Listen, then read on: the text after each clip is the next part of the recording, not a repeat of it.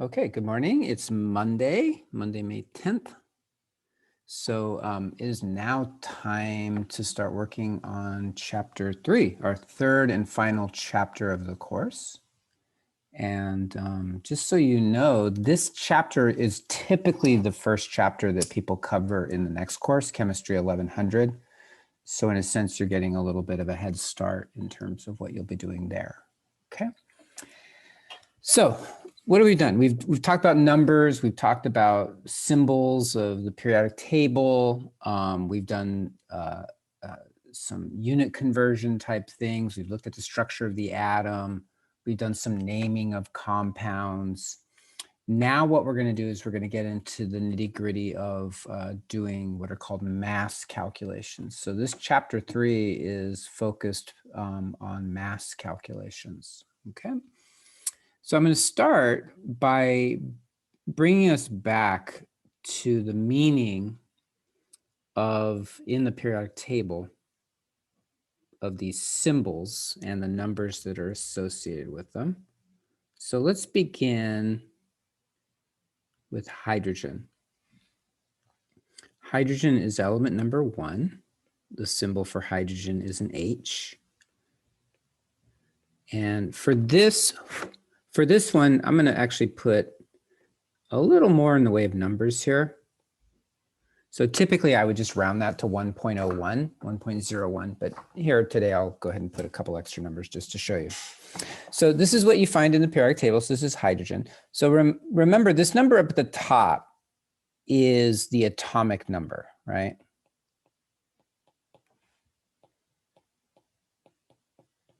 And that's the number of protons in one atom.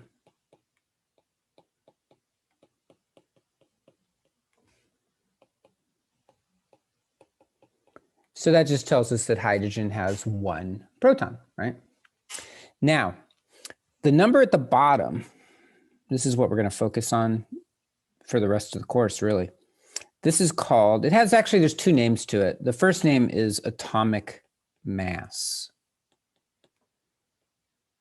Okay, it's called the atomic mass. And as you can see, it's actually pretty close to the atomic number for hydrogen. And essentially what we do is we make a following statement. Effectively, the proton has an atomic mass, or the proton has a mass that's approximately 1 AMU. So the units we're going to be using to begin with here are called atomic mass units. So that's our unit of mass. So the thing about the United States is we actually don't use mass units when we talk about how much something weighs. We talk about force units, which are called pounds. But the mass unit is typically kilograms or grams. But for this discussion, we're going to use atomic mass units. And the symbol for atomic mass unit is AMU. Now, it turns out that, most textbooks that are used these days are behind the times in terms of what scientists do. They're behind by, gosh, I think by like 30 years or so. So in fact, the more up to date would be, we don't call them atomic mass units, we just call them units. And instead of using the symbol AMU, we use the symbol U. And part of the reason for that, the U, is that scientists typically try to use as few letters in a symbol as they can. So sometimes we can't get around it. We have to use two letters, or sometimes even 3. But if we can, we try to get it down to 1. So units with a U is a little bit more streamlined. So I think when you do the problems on ALEKS, it's going to use units. But when you look at the textbook, it's going to use atomic mass units. But for our purposes, we will just claim they're the same thing. Now, an atomic mass unit has a mass of 1.661 times 10 to the minus 24 grams, G for grams. So I'll write it out, grams. Grams are a unit that we'll use quite a bit in this chapter. It's also can be done in kilograms. 1.661 times 10 to the minus 27 kilograms. So an atomic mass unit is a very small mass, and that makes sense because atoms are very tiny. So we see this number here, 1.0079 AMU. Notice it's not exactly 1, it's a little bit off of 1.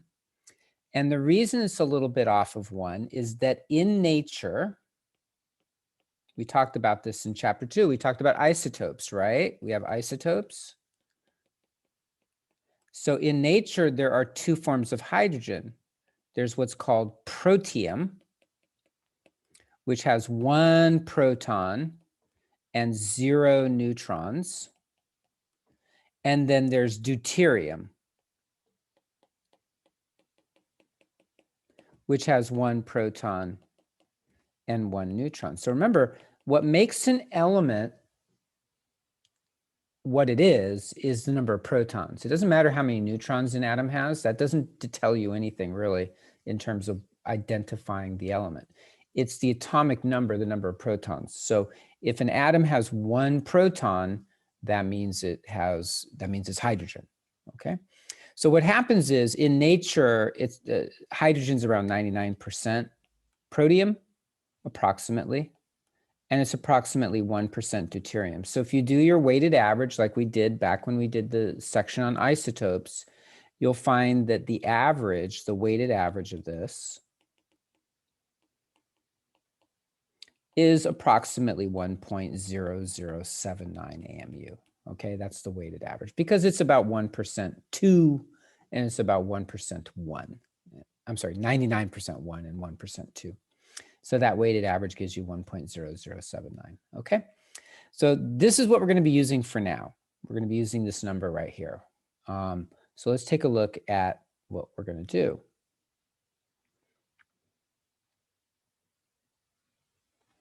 The first thing we're gonna do is we're gonna calculate something called the molecular mass. It's kind of cool, molecular mass for a compound. Okay, and here's how you do it. You add the atomic masses. It's very simple. You add the atomic mass for every atom in the compound. So let me show you an example. Let's try water. Water has a formula H2O. Okay, so what do? We look up hydrogen. So you come over here. Now, instead of using 1.0079, I'm going to round it. I'm going to round it to 1.01 just for purposes of showing you. So there's hydrogen, right? Then we look up oxygen. Those are the two elements in there. So oxygen is element number 8, and it's 16.00, okay? And we're going to use these numbers down here. So here's how you do it. You just count how many atoms of each element there is. There's 2 hydrogens, right? That 2 means there's 2 hydrogens. If there's no number next to a symbol, that means it's 1. So there's 2 hydrogens and 1 oxygen, right? That looks like a 10, but it's 1 oxygen, okay? So you just add them up. So 2 times 1.01. I'm going to put the units in there, right? AMU. Let's try to do that. And 1 oxygen. And what do you get? You get 18.02 AMU. Very simple. In a sense, that's how much 1 molecule of water weighs. Now, the units, again, AMU are not a unit that we're used to dealing with, so it's hard to put that into context of our daily lives. But we'll figure out how to do that a little bit better, a little later when we get to molar mass, okay? This is the mass of 1 molecule of water, 18.02. Now you might get a slightly different number. So suppose I use a different periodic table. And in this periodic table, it's 1.0079. And the oxygen is 15.9994. You might see stuff like that, right? You might see them. That's fine. You can go ahead and do that too. This is just giving us a little bit more precision in terms of what the actual value is. So same thing, 2 times 1.0079 plus 1 times 15. Sorry, I almost put 16 there. 0.9994 AMU. And you add those up and you got your mass right there. Let me grab a calculator here. Thought I had one. There we go. Okay, now we got all these sig figs here, right? So 2 times 1.0079 plus 1 times 15.9994. And it looks like it's pretty close to what we got before, right? It's 18.0152 AMU. Let's remind ourselves about significant figures when you're doing addition subtraction. You count up the number of significant figures past the decimal point for each number that you're adding or subtracting. Notice each of these go back 4 digits past the decimal point. So if they go back 4 digits past the decimal point, your answer is going to go back 4 digits past the decimal point. So this number right here is a more precise measure of this number right here. This one's only known to 2 digits past the decimal point because our measurements only went 2 digits past the decimal point. So that goes back 2. But this one, because our measurements go back 4, this one is 4. Okay, and there you go. So that is called the molecular mass. And let's try another one. I'm going to give you one here that's a little more complicated in terms of its formula. Ca3 PO4 2 dot 2H2O. How about that one? That's quite a chemical formula. There's even more complicated ones than that, but there's an interesting one to say the least. Okay, so it has calcium right here. That's calcium, right? This is phosphorus right here. This is actually part of what your bones are made out of. They're made out of calcium phosphate. This is oxygen. You got hydrogen here. And you got another oxygen here. So there's 4 different elements, but oxygen shows up twice, okay? Now, when you have the little dot H2O, so it could be 1 water, it could be 2, so I'll put N for some number of waters. That makes the compound what's called a hydrate. So you may have seen, if you ever buy something made out of leather, like shoes, it'll come with like little silica packets, and the silica packets are, what they do is they're desiccants. They take the water out of the air so that the leather doesn't get wet, and then that keeps the leather healthy. So essentially what the silica does is it absorbs water from the air, and that's what hydrates are. Hydrates are compounds that have absorbed water from the air. So this is telling us that the water has been absorbed by the calcium phosphate to make, desiccant. So those are used commonly, okay? So how do we calculate the molecular mass? Again, we're using this, the term is molecular mass. Very simple. Again, count up all the atoms. So I'm going to write these down. We got calcium, and then I'm going to look up the molar masses. I'm sorry, the molecular mass, atomic masses, atomic mass. Let me write this here. Let me rewrite this just so that we have it. So this is going to be the symbol. This will be the atomic mass. And then I'm going to write in the next column, number of atoms. How about that? And then here I'll write the total mass. You don't have to do it this way. It's just I'm thinking about it. So we got calcium. We look that up. It's 40 0.08 AMU, right? These are in AMU units. Number of atoms. Well, see the 3 there? That means there's 3 calciums. So you got 3 of them. Okay. Now I'm going to calculate the total mass. The total mass would just be 3 times 40.08. So what is that? That's 120.24. Okay, I'm not going to put the units in here. I'll put the units up here because I'm running out of room there. Let's do the next one, phosphorus. Now here's the trick. Remember, this is a polyatomic ion, this phosphate. What you do is take into account the subscript there. So there's 1 phosphorus in the group, PO4, but there's 2 groups of phosphate of PO4s. So 2 times 1. So phosphorus is 30.97. And now we got 2, right? Because it's 1 phosphorus in the parentheses, but then outside the parentheses is 2. So it's 1 times 2.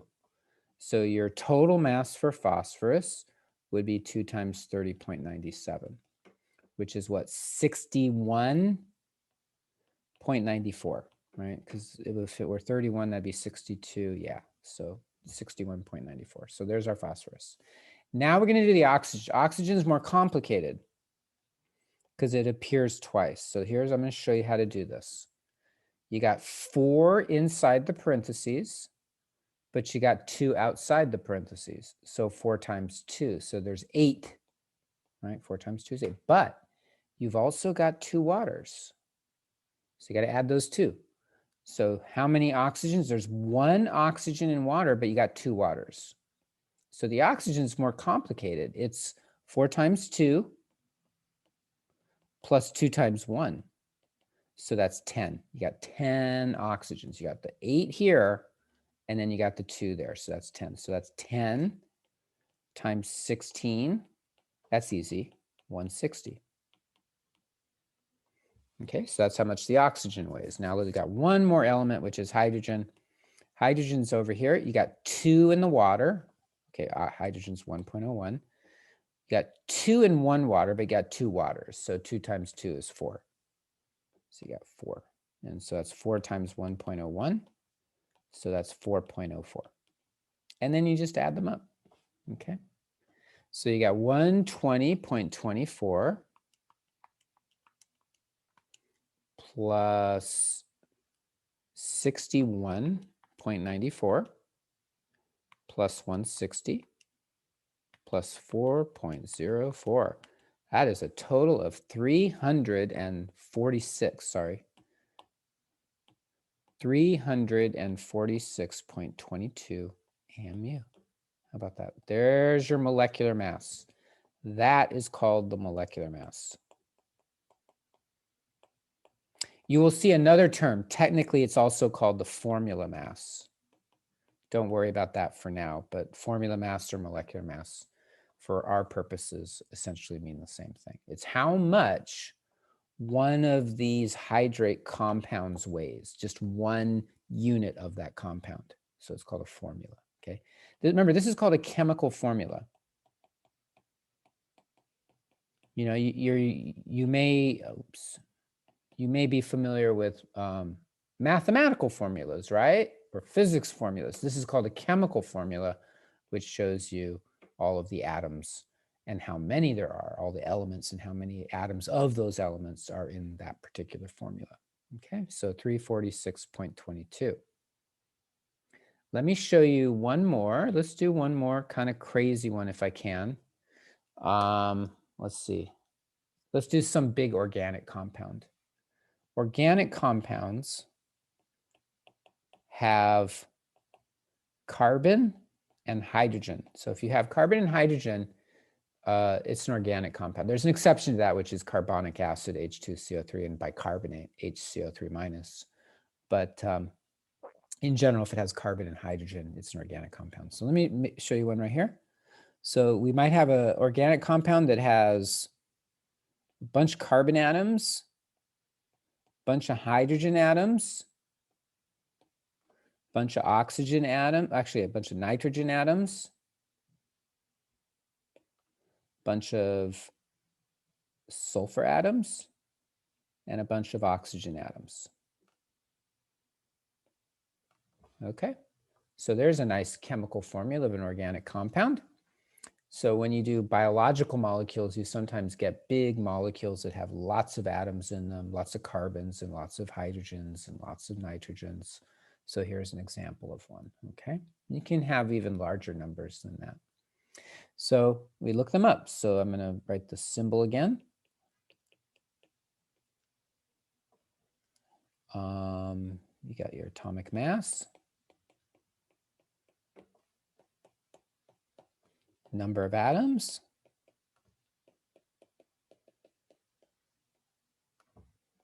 and then you got your total mass. Okay. Well, let's do the carbons. So you got carbon is C, atomic mass of carbon, 12.01. Number in there, that's easy, 54. Got, well, I'll do the arithmetic in a little bit. Let's do our hydrogen. You got atomic mass of hydrogen is 1.01. You got 62 of them.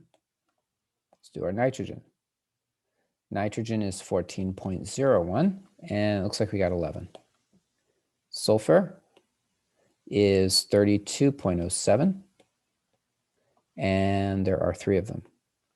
And then you got oxygen, which is 16.00, and it looks like we have 8. Okay, so you just multiply 12.01 times 54. That's a lot of carbon atoms, right? 648.54. Let's do the hydrogen. Hydrogen would be 62.62. That one's easy. These are an AMU, by the way. Nitrogen is what? 114.01 times 11, 154.11. Sulfur is 3 times 32.07, so you get 96.21. And then oxygen is 8 times 16, so 128. And then you just add all those up. Okay, so 648.54 plus 62.62 plus 154.11 plus 96.21 plus 128, and you get a big number. It's 1,089.48 AMU.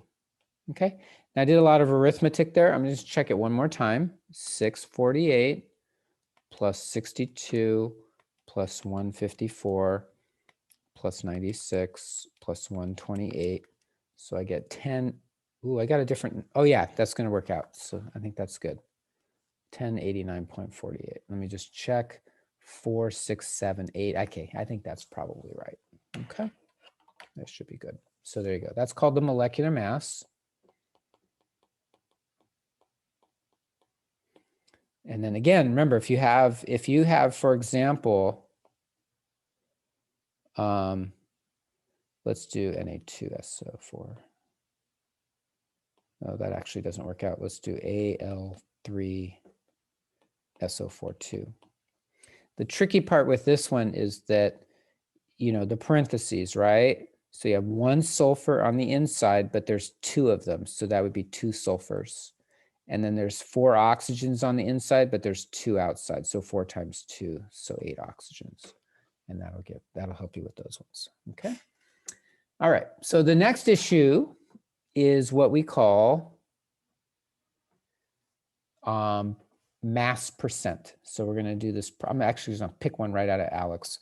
Finding the mass percent from the chemical formula.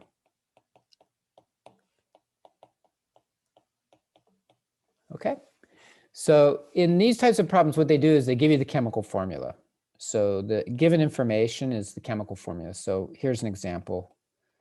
ZnBrO32. This is zinc bromate. And then they want you to find, so calculate the percent oxygen in the compound. Okay, it's pretty straightforward. It's not much more difficult than what we just did. So typically they're going to ask you for one element. They could ask you for any of the elements. They could ask you for all the elements, but typically they're going to ask you for one. So in this case, they want you to find the percent oxygen. So here's how you go about it. The first step, let's talk about what percentage means in this context. Suppose I said that you have a box and it has a bunch of stuff in it. Okay, and the box weighs 1,000 pounds. Okay, that's how much the whole box weighs. And then I said, hey, you know, there's things that are round in there that have weights. And then there's things in there that are squares that have weight. And if you were to look at all of the squares, I'll shade them in so you can see them a little easier. If you added the weights of the squares, let's say they weighed, you know, 50 pounds. Okay. So that means everything else weighs 950 pounds, right? 1,000 minus 50. We could do what's called a percent weight of the boxes, of the squares. So here's what we do. You take the weight of the square, so that's 50 pounds, and you would divide it by the total weight, how much the whole thing weighs, 1,000 pounds. Now that gives you a fraction, right? Or a decimal number if you do the calculation, right? So actually let me do the calculation. Well, no, I'm not going to do that because that could be confusing. Okay. We're going to convert it to a percent. So the way you convert something to a percent is just multiply by 100. So 50 over 1,000 times 100, and you get 5%. Okay, that's to the nearest percent. So you just take whatever it is you're interested in, divide it by the total, and then multiply it by 100. That's all you got to do. Okay. So you do the same thing here. So what we're going to do is we're going to take the mass of the oxygen. So percent by mass oxygen equals the mass of the oxygen divided by the total mass. Now here's the thing about the total mass. The total mass is the molecular mass.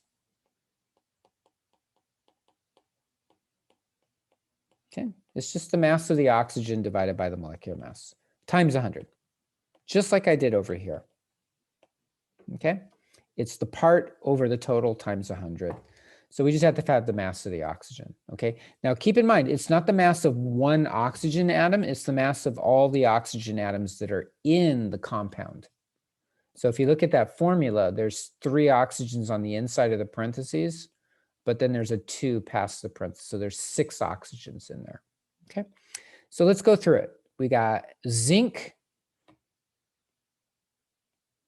we got bromine, and we got oxygen. So what I'm going to do is I'm going to go ahead and count up how much each of them weighs, figure out the total, and we'll go from there. So zinc is 65.39. And there's 1 zinc. So it's 1 times 65.39. The bromine, there's 2 because there's 1 inside the parentheses, but there's a 2 after it. So that means there's 2 bromines. Now, what about the oxygens? 3 on the inside, 2 on the outside, so 6. Okay. Once you do enough of these, you'll start memorizing some of the atomic masses. You'll know oxygen is 16.00. You might not remember zinc because you don't do a lot of problems there. So this is 65.39. This is, was it 159.8? 159.8, yeah. And then this is 96. Now, it's kind of nice to do it this way because then that's your mass of your oxygens right there. That's going to be right there. And then your molecular mass, what do you do there? You add them all together, right? So I'm going to write it out this way. 96.00 divided by, now we got to figure out what the molecular mass. We're just going to add all these together, right? That's all you do, just add them together. So 65.39 plus 159.80 plus 96, your molecular mass is 321.19 AMU. So I'm just going to write 321.19. Now keep in mind, these are both AMU, but the AMUs are going to cancel. Units cancel, right? Times 100. So if you ever do this and you get more than 100%, you know there's something wrong, right? Because one element can't weigh more than the entire compound. That would be like the squares weighing more than the entire box together. Okay. So 96 divided by 321.19 times 100. Looks like it's around 29.89%. In the ALEX, sometimes they'll ask you to round it to the nearest percent. The nearest percent, you just round this up to 30. So it's about 30% oxygen, okay? So this is a type of analysis of compounds where we find the mass percent of a specific element in a compound, okay? Let's take a look at another example.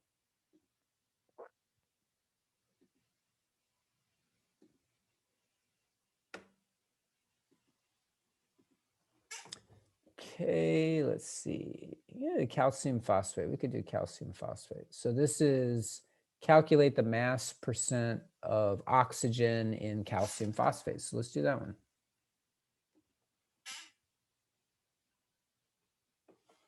So calculate the mass percent of oxygen in calcium phosphate. Okay, pretty straightforward. Let's write down our symbols. Get calcium, we got phosphorus, and we got oxygen. We look up the atomic masses in the periodic table. So for calcium, 40.08. For phosphorus, 30.97. For oxygen, 16.00. Those are the atomic masses. Remember, they're in AMU. Then you count up the number of atoms, okay? So there's 3 calciums. Number of phosphorus is 1 on the inside, but you got a 2 on the outside, so that's 2.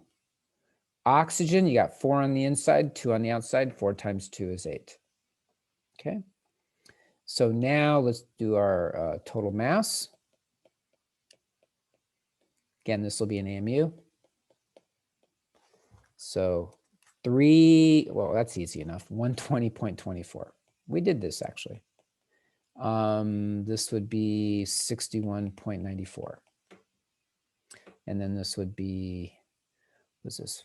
32 plus 96 is what? 128? 32 plus 96, 128. Okay, now let's do our percent oxygen. That's going to be the mass of the oxygen divided by the I keep calling it molecular mass. It's the molecular mass. There's 2 terms, molecular mass and molar mass. If I'm not careful, I get them confused. Okay, so the mass of the oxygen, 128.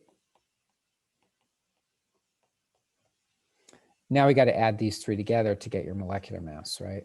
So 120.24 plus 61.94 plus 128 is 310.18. So you put that down here. Times 100. Very easy. Okay. This is really our first kind of calculation in this course. We're actually calculating something that people would do. So this looks like it's 41.27%. That's 41.27%. And then if they said rounded to the nearest percent, it's close to 41. So you just say 41%. Okay. Let me just check that real quick.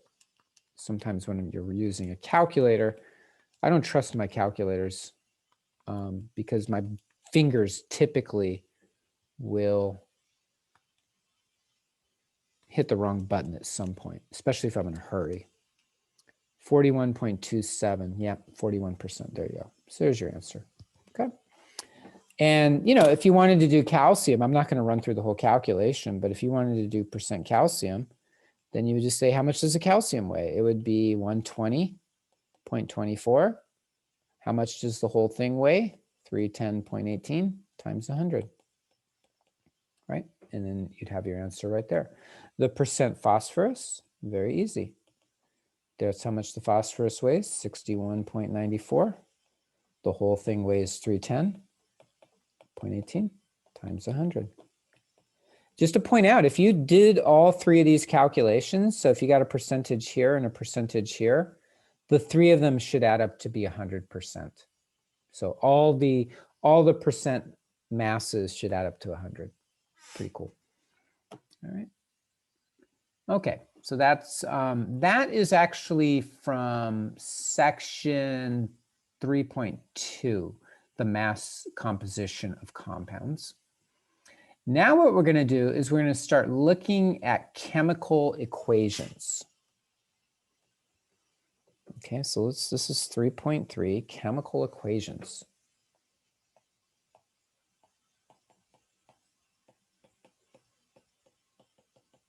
So we begin with something very, very simple, which is just counting atoms. So we're going to count the total number of atoms on one side of the equation. So let me show you an equation here. This is an example from Alex. So you got CaOH2S plus CO2 gas, G, goes to CaCO3S plus H2OL. Okay, so what I'm going to do at this stage, I want to talk a little bit about the idea of the notation that we use here for chemical equations. This is called a chemical equation right here, not a chemical formula. So remember, chemical formulas are these like CaOH2, that's a chemical formula for calcium hydroxide. CO2, that's a chemical formula for carbon dioxide. The equation it's going to have an arrow in it. So here's the interpretation of this. The interpretation is you've got calcium hydroxide. So imagine I have a container and I put something in there. This is called calcium hydroxide. Okay, that's this substance right here. That's a formula, a chemical formula for calcium hydroxide. It's a solid. See the S there? S means it's a solid. That's telling us what state of matter it is. It's kind of cool. You can do that. So when you see a symbol in parentheses next to the formula, that's telling you the state of matter. So it's a solid. So next to that is carbon dioxide gas. So there's this carbon dioxide gas in here too. Now gas is spread out over the entire volume. So there's a gas in there. Carbon dioxide gas. Okay. It says G for gas, okay? So those two, these are called reactants. Sometimes they're called reagents, but the more common term is reactants. They're going to react with each other. So think of like striking a match. When you strike a match, the sulfur and phosphorus that are on the matchstick are going to react with the oxygen that's in the air. That's a reaction taking place. So reactants are put on the, generally they're put on the left side, but they don't have to be put on the left side. The indicator of reactants is that the arrow points away from the reactant. So if the arrow is pointing to the right, that means the reactants are on the left. The arrow, you can almost think of that as time. What this is suggesting is that over time, the calcium hydroxide and the carbon dioxide are going to change. They're going to transform into something new. And so these, what they transform into are called the products. By the way, there's plus signs. The plus signs are there to indicate that these are different materials. So calcium hydroxide plus carbon dioxide means that you have two materials that are being added together. Those reactants will then, over time, now it could be a second, it could be an hour, it could be a year, are going to transform, they're going to change into new materials. And in this particular equation, there are two materials they're going to transform into: CaCO3 and H2O. So over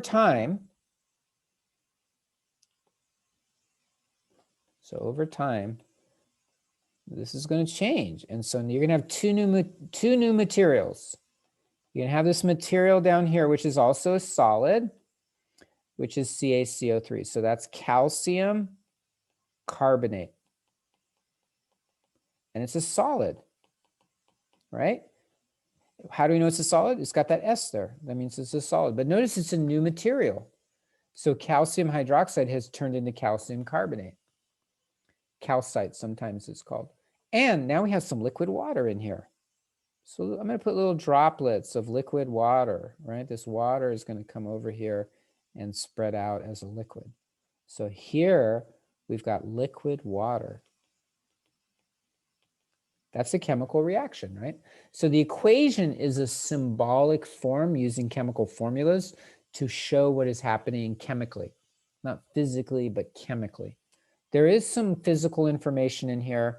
The states of matter are physical. When we say something is a solid, a gas, or a liquid, that's a physical statement. When we give you a chemical formula, that's a chemical statement. So the information in here is that somehow this calcium hydroxide, substance 1, is reacting with carbon dioxide, substance 2, to form two new substances, calcium carbonate and water, two separate substances. Now, this equation has two reactants, two products, but it doesn't have to be that way. We could have one reactant and two products, for example. So I might have this, NaN3 solid turns into Na solid plus N2 gas. See how you have one reactant and two products? That's one type of thing. You could have, you know, three reactants in one product. So for example, I could have this C solid. Actually, let me do it this way. 3, let's make it 6, plus 3H2 gas plus O2 gas, and I could get C6H6O2 liquid. Okay, there's a reaction where you have three reactants and only one product, right? So the different materials that are getting added together, you separate them with a plus sign. And then if there's more than one material on the product side, okay, you separate those materials with a plus sign, okay? Plus is used a lot. So in this context, it means different materials, okay? So what this question is asking you to do is to count the total number of atoms on one side of the equation of, you know, and then it does, I didn't write down what the material was, which material we wanted to add. So let me create a new slide and then bring this here. So count total number of oxygen atoms on left hand side of equation. So I want to show you how to do that, because that leads us into balancing equations.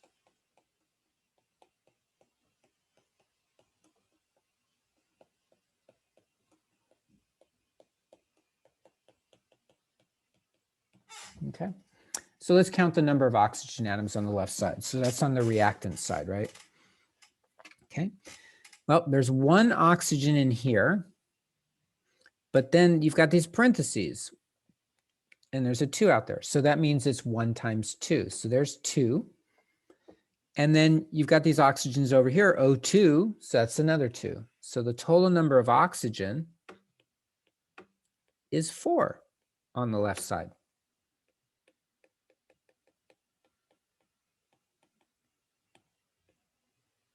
Now, the question doesn't ask you to do this, but I'm going to do it anyways, just to show you.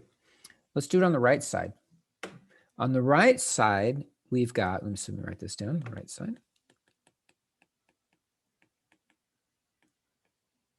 We've got 3 oxygens here, right? O3 means 3 oxygens. I didn't draw that subscript very well, so let me draw it as a subscript. There we go, CO3. So you got 3 there. And then you have a water here, which has 1 oxygen, so that's 4.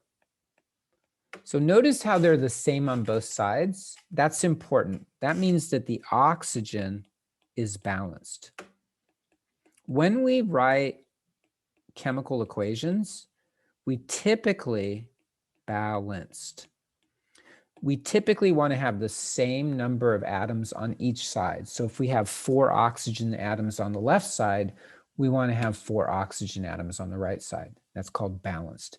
If we had 4 on the left side, but 3 on the right side, that would be unbalanced, and we generally don't want unbalanced. Let's do a different element. Let's do calcium. So on the left side, there's only 1 on the left side, right? It's just Ca, so it's just 1. And then on the right side, there's 1. So calcium is balanced. Very straightforward, just counting up the number of atoms on both sides. Now, we're not asking you to balance in this problem, but we'll get to that next. What about hydrogen? Okay, well, there's 1 hydrogen on the inside, but there's 2 on the outside, so that's 2. And then on the right side, there's 2 over here, so that's balanced. And then you got carbon. There is no carbon over here, but there is 1 there. And then there's 1 here. So there's 1. So notice all of the elements are balanced. Oxygen, calcium, hydrogen, and carbon. They're all balanced in this equation. If all the elements are balanced, so if all elements balanced,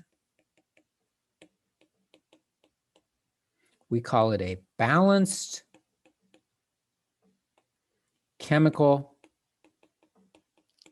equation.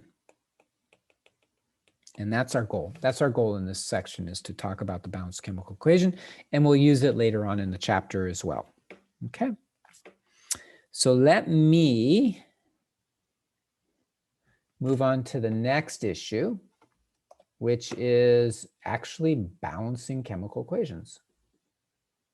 Okay. So again, same section, still 3.3. We're going to balance chemical equations.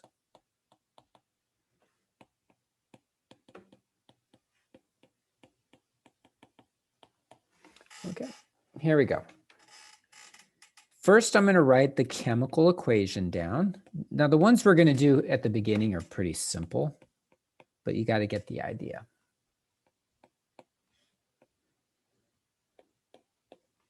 This is an interesting equation. It's pretty simple, but what's interesting to me about it is that it has all 3 states of matter in it, right? This one's a liquid. L for liquid. This one's a solid, S for solid, and this one's a gas, G for gas. Now let me show you in a sense what this would look like. One material is a solid, so typically when reactions occur, it might look something like this. So I'm going to make a little solid iodine. So there's your solid, just imagine like a little rock. So this is, it would be brown. So a brown rock called solid iodine. Just imagine a little rock. And then you've got this, actually it'd be kind of purple. So it's to be sort of a purple. And then bromine is a liquid. So you know what liquids do? When you pour them into a glass, right, they kind of fill out like that. So there's your liquid. And so this would be our liquid bromine.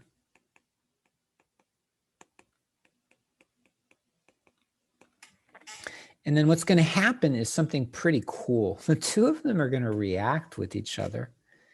And so let me show an arrow. So over time, the solid will start getting smaller, kind of like if you took a piece of rock salt and put it into water, it would start shrinking and getting smaller as it dissolved.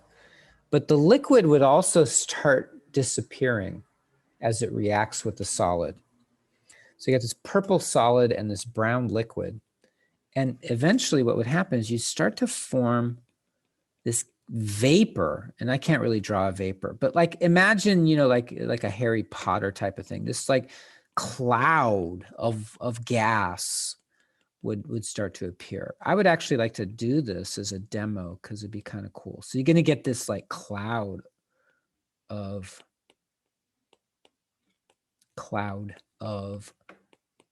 I'll just write it down, IBR vapor. This is called iodine bromide. I guess technically you could call it iodine monobromide, right? Based on our naming system of nonmetals. So it'd either be iodine monobromide or just iodine bromide. And I'm not sure what color it would be, but it'd be very dense. These elements are actually more dense than water, and they're certainly more dense than air. So it would be a cloud inside here that would just remain, okay? It would also be produce a lot of heat, okay? So that's the process we're looking at, a chemical change that's occurring here, right? And remember when we learned back in chapter 1 about chemical changes, if there's like a color change or a flame or heat evolve, that's generally considered a chemical process. So this would be one where you see this like cloud forming. Now, we're going to balance it. And here's how we do it. We do it by counting atoms on both sides. So let me take a look here. You've got Br2 and I2. So the idea is you want to have the same number of bromine atoms on both sides, and you want to have the same number of iodine atoms on both sides. So typically, this is how you do it. And again, there's a million different ways to balance chemical equations. Just start on the left side. Start with the first element, Br2. How many bromine atoms are there? Well, you got a 2 next to it, right? So there's 2 atoms. How many do you have on the right side? So notice I'm doing one element at a time. I'm going to ignore the iodine for now. How many bromines are on the right side? You got 1, right? There's only 1 there. So here's what you do. Let me erase this arrow just so we have a little more room. What you do is you want those 2 numbers to be the same.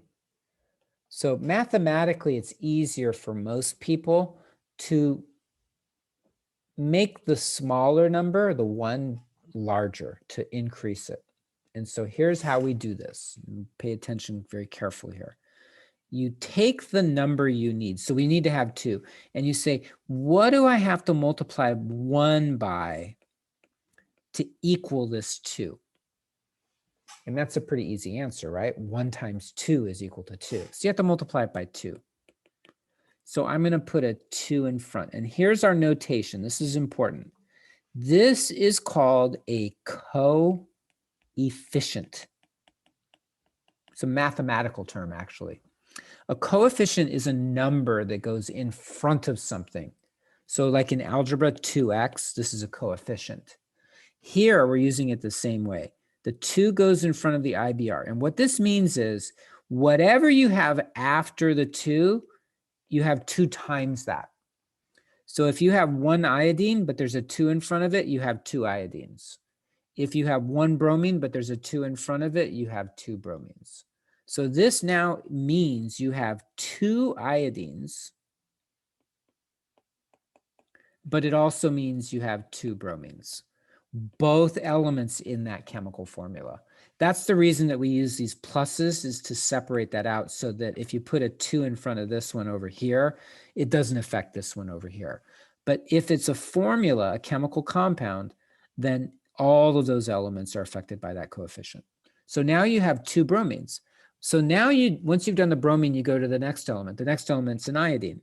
How many do you have there? You got a 2. How many do you have on the right side? Well, you got a 2 iodines. Professor. So you got 2 there. So you got them both. Professor. Oui. I don't understand why you don't just put the 2 after the bromine. Yeah, you can't do that. And the reason you can't do that is because if I say IBR2, this is a completely different substance. This is like bomb material. It'll blow up. Doesn't exist. So in nature, there are certain things that form. So for example, you might form this. You might form this. This doesn't exist though. This doesn't exist. So if you say, I'm just going to put a 2 there, what you're doing is you're breaking the laws of nature. You're making something that doesn't exist. So can't change that number. Only nature will determine what that is. But you can change the amount of something, right? So if I want to make 2 cakes, I can have twice as much material. By putting the number in front, you're just saying how much of this do we have? The number down here is telling you what that substance is. So you can't change that. Okay. So only change, only change the coefficient, never the subscript. Let's try another one.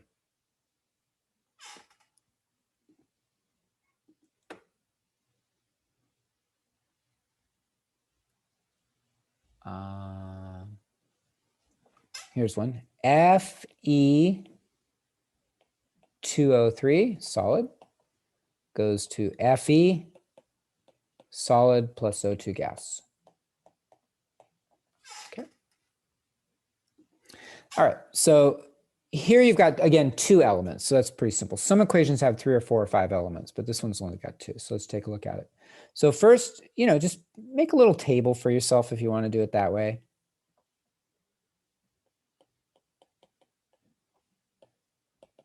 And count them up. So iron on the left side, we got 2. Iron on the right side, we got 1. Oxygen on the left side, we got 3. Oxygen on the right side, we got 2. So clearly it's not balanced, right? In order for it to be balanced, we got to have the same number of irons on both sides. So again, just start, go from left to right if you want to do it that way. Start with your first element, which is iron. You got 2 over here. So that means we might want to have 2 over there, right? So again, you can't change the subscript. You can't put Fe2. That just doesn't work. So you got to put it in the front. So see what I did? I just multiplied it by 2. So now they're equal. So the coefficient is what you got to change. So now you got irons on both sides.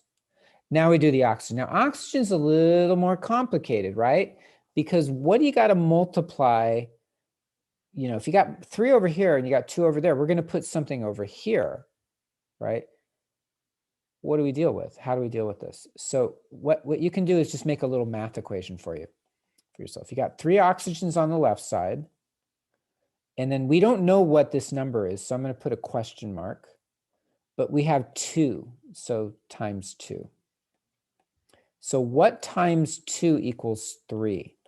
Let's just set it up like an algebra problem. 3 equals x times 2. How do you figure out what x is? You divide both sides by 2. So it's 3 halves.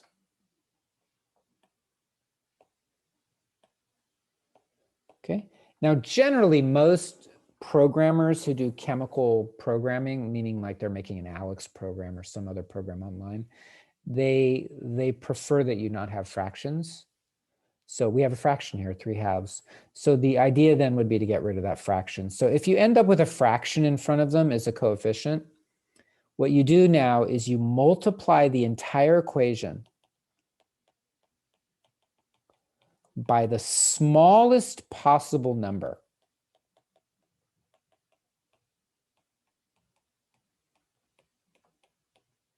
So typically that would be like a 2 or a 3 or a 4. Those are the smallest possible whole numbers to eliminate the fraction. Okay, so what I mean by that is you want to get rid of this 3 halves and turn it into a whole number like 2 or 3 or 4 or 5, something like that. So how do we do that? Very simple.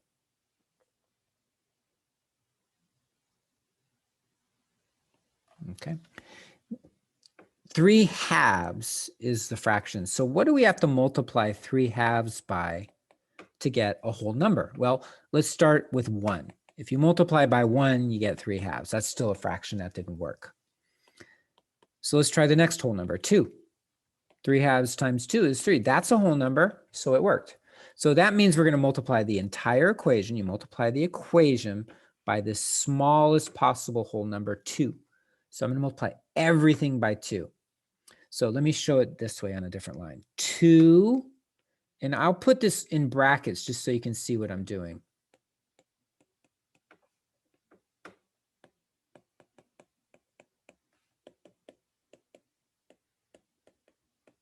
Okay, so I'm multiplying the entire equation by 2. 2 goes in front of everything.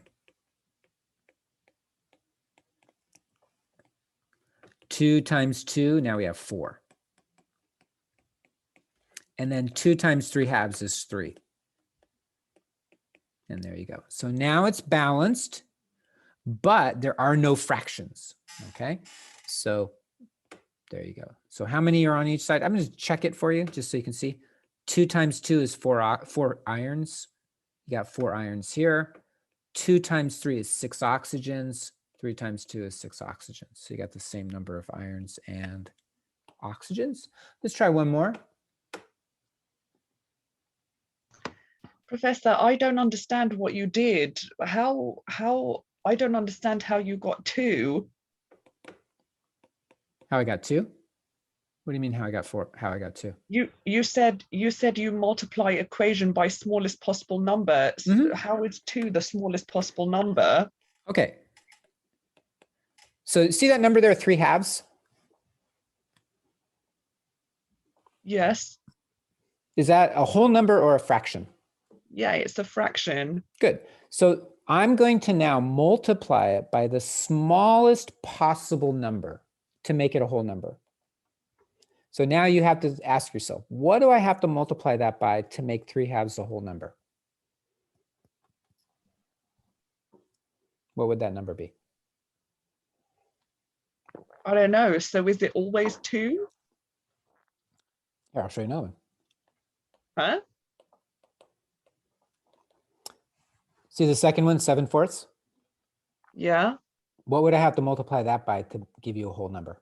I have no idea. Okay. So what's the smallest whole number that you know about, that you've ever heard of? I don't know. 1. Do you know what a 0? whole number is? Do you know what a whole number is? It's just a normal number. Well, what does normal mean in mathematics? Right? You have to be technical here, right? You're using the word normal. What does that mean, normal? It's just a number. Okay, 7.555 is a number. It's a normal number. Is it a whole number? No. Okay, so what are the whole numbers then? Well, it's 0, 1. Good. 0 is a whole number. 1, what's another example? All the way 2, 3, 4, 5, 6. Good. When does it stop? It doesn't. It doesn't, right? It goes on forever, right? So those are called whole numbers. Okay. So what we're trying to do is we're trying to take this 3 halves or 7/4 or 14/16. Let's do that one too. Okay. And we're trying to multiply it by one of these whole numbers. Okay. But we want, when we multiply it by that whole number, we want this number on the right side to be a whole number. And the reason for that is that we want whole numbers for all of these. Okay, we don't want 3 halves, we don't want 14/16, we don't want 7.35 or 5.55. We want whole numbers. Okay, so let's take the first one, 3 halves. Which of these whole numbers do you think we should multiply it by to get a whole number on the right side? I don't know. I don't understand this equation, this thing that you're doing. Okay, so let's start with the lowest possible value. If I took 3 halves and I multiplied it by 0, what would you get? If you multiply what? Sorry. If you took the 3 halves here. I don't know. 0. What do you think? 0. 0? Nothing. Okay. Now that's a problem, right? So that technically that's a whole number. I mean, actually it's not a whole number. Whole numbers actually start with 1. It's an integer value. 0 is an integer value. It's not technically a whole number though. Whole numbers usually start with 1. But that would be a problem because that would essentially be telling us that we don't have anything. There's nothing in there. So we tend not to want to have 0 in there. So let's try the next one in the series. What happens if you take 3/2 and you multiply it by 1? What do you get? The same thing.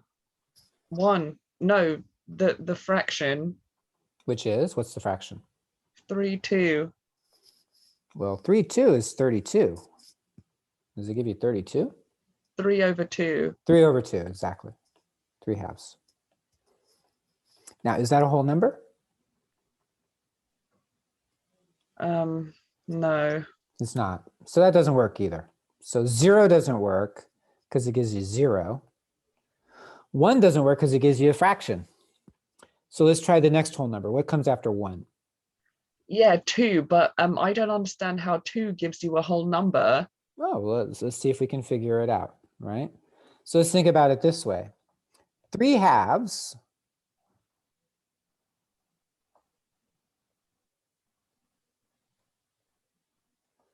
Think of a pizza. 3/2 is where you have half a pizza.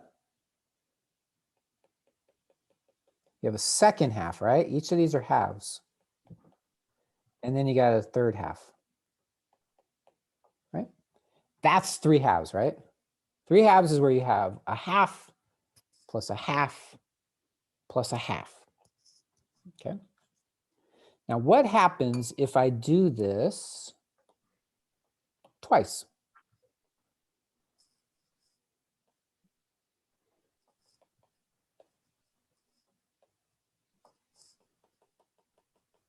So I'm just repeating. I have another half of a pizza, another half of a pizza, and another half of a pizza. So now I have 1/2 here, 2, 3. That's 3/2, right? Because we're not counting the one on the right side, because we're not counting. We're just doing 3/2. If we counted the part over here, that'd be 4/2. That'd be 2 pizzas. But we have 3/2 here. Now I have another 3/2 here, right? 1/2, 1/2, and 1/2. So if you have 3/2 and 3/2, you now have 6/2. Does that make sense? That's 6/2. Yeah. So if I have 6/2 of a pizza, how many pizzas is that as a whole number?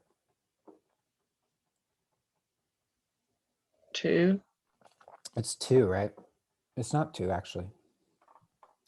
This is 1 pizza. That's Oh, yeah. 2 pizzas. 3, yeah. These here together are 3 pizzas. But so I mean, like, mathematically, are you doing ×2/1? No, I'm just multiplying by 2. I'm doubling the amount I have. Yeah, but but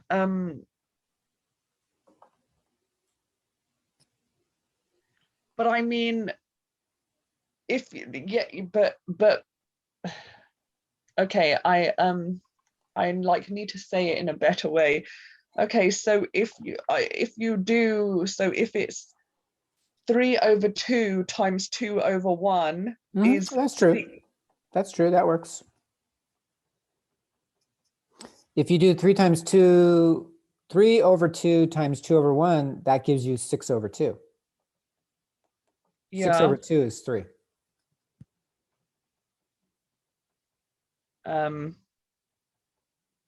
Yes.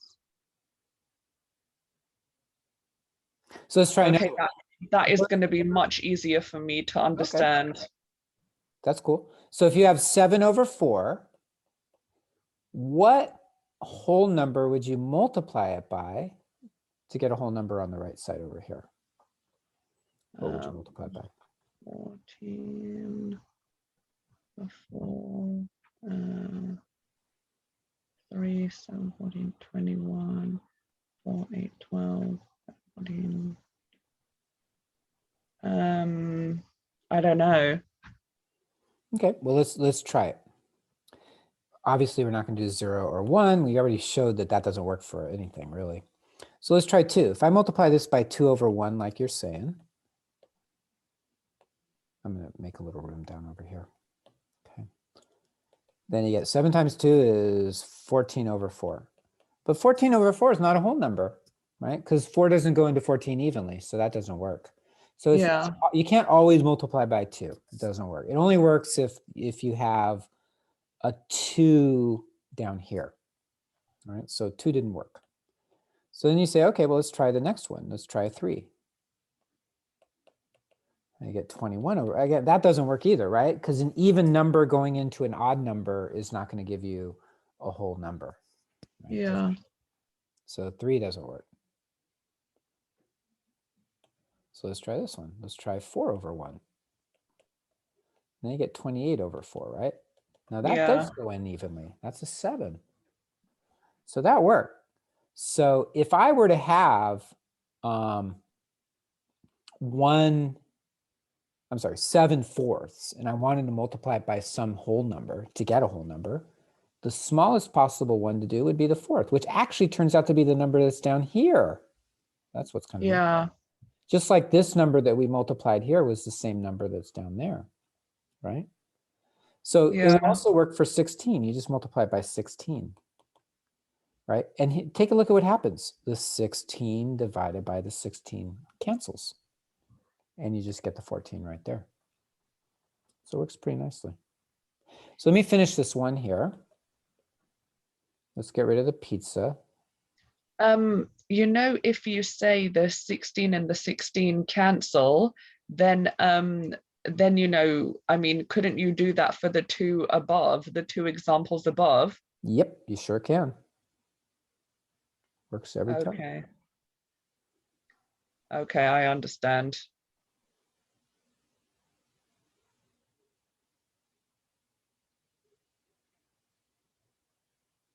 Okay, let's take a look at this one. So we got 2 hydrogens on the left side and 4 phosphorus. And then on the right side, we got, 3 hydrogens and then 1 phosphorus, okay? So, you know, we have a choice. We could do the hydrogen first. We could do the phosphorus first. So let's try doing the hydrogen first. Sometimes when you do these problems, you just sort of have to go at them and see what happens. But you'll get, as you get more experience, it will get easier for you. Okay. So we have 2 hydrogens on the left and 3 on the right. So what I suggested before was, you know, you just put like a little question mark here. What times 2 is going to give you 3? Okay. So 2 times what? So I'll write it as 2 times x has got to equal 3. Now, we actually did that before, right? 2 times x equals 3. You divide both sides by 2, and you get x equals 3 halves. So that means this is going to be 3 halves over here. Okay, so now the hydrogen's done, right? We have 3 on this side, and we have 3 on this side. Now we do the phosphorus. This one's easier because you got 4 over here, you got 1 over there. So 1 times something equals 4. It's going to be 4, right? 1 times 4 equals 4. So we're going to put a 4 over here. Okay, but look at what, look what that does though. That changed the number of hydrogens over here. So now we've lost the balancing of the hydrogen. Okay, so that's called interfering when that happens. It's interference when that happens, when the one changes the other. So here's what I'm going to do. I'm going to try it over again.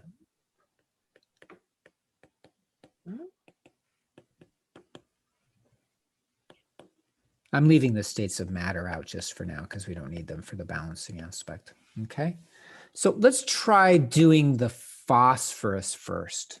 Okay, if we have 4 phosphorus over here, we can put a 4 in front of that, right? And now the phosphorus is balanced, 4 and 4. But by putting a 4 there, that also changes the number of hydrogens, right? So how many hydrogens do we have here now? 4 times 3. So now we can come back over here and we'll say, I'm going to use an x.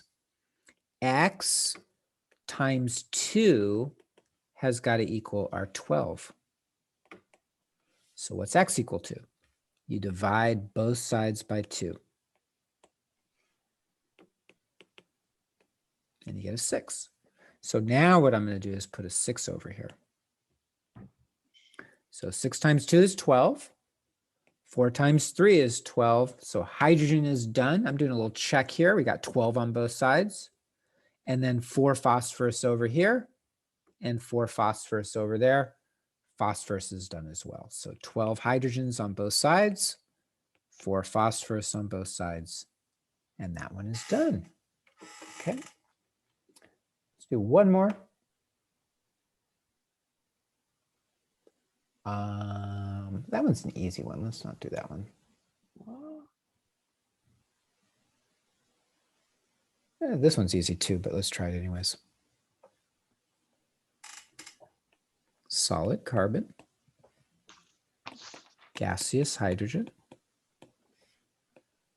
C2H2. Now this one's actually very simple, but sometimes they're easy, okay? So we got 1 carbon on the left side, and we got 2 carbons on the right side, okay? So I'm gonna put a 2 here. Now you got 2 carbons on the left side and 2 carbons on the right side. So that's good. So that one's done. Hydrogen, let's try that one. You got 2 here. You already got 2 here, so that one's done. Hydrogen's already done. So sometimes when you look at these equations, they're already balanced. So for example, if I showed you this,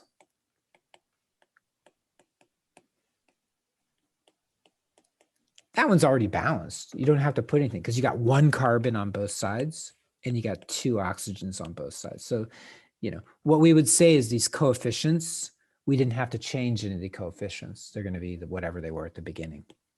Okay. And that one we just did. Some of them come up more than once. That one I think we did also. Oh, yeah. They don't really actually give you a big variety. Let's try this one. N2 plus H2 to give you NH3 gas. Here, everything's a gas. This is called ammonia, NH3. Okay. So I'm going to start on the left side. We got 2 nitrogens here. We've only got 1 here, right? Remember, if there's no number, that means it's a 1. So I'm going to put a 2. Now you got 2 nitrogens on both sides. The next thing to do is the hydrogen. Over here, we've got 2 hydrogens, but now for the hydrogens on the right side, we've got 6, a total of 6. So right there for 6 hydrogens. Okay. So 6 on the right side, 2 on the left side. So you're going to multiply the one that has fewer times some number. So 2 times something is equal to 6. So you divide both sides by 2. And you get 3. So I'll put a 3 there. So the coefficients would be, remember, if we don't write anything, it's a 1. So even though nothing is written here, it's a 1. So for nitrogen, the coefficient is a 1. For hydrogen, it's a 3. And for ammonia, it's a 2. Oops, that's a 2. Okay, so those are your coefficients. 1, 3, 2, and there you go. Okay. So practice those. There's another type of balancing equations where they get a little bit more complicated, but we'll take a look at those next week. So we'll do a little more balancing chemical equations next week, and then we'll look at Avogadro's number next week, and that's probably as far as we'll get next week. And then the week after that, we'll look at combustion analysis, and then I think we only have 1 week after that. We'll look at calculations with balanced chemical equations, and then we'll be done. Okay.